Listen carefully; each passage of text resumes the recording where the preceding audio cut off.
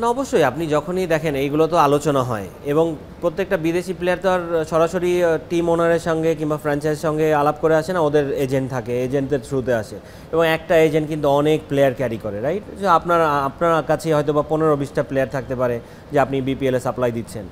So আপনার একটা player payment পেলো না, তার মানে কিন্তু আপনার ওই 15টা, আপনার হাতে যেই 15টা প্লেয়ার আছে ওদের কাছে এই খবরগুলো চলে যায়।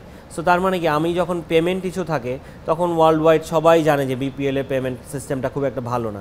এটা তো অবশ্যই আমাদেরকে একটু ডাউন করেই। এবং প্লেয়াররা যখন আসে সবসময় ওরা ম্যাচের আগের দিন 4টা-5টা ম্যাচ হয়ে গেলেই বলে, কোচকে বলে কিংবা ম্যানেজারকে বলে আমার পেমেন্টের কী অবস্থা, আমি পেমেন্ট কবে পাবো, কিংবা ওর ম্যানেজার যে থাকে সে নক করতে থাকে যে আমার প্লেয়ারের পেমেন্ট এখনও দিচ্ছ না, কবে দিবে।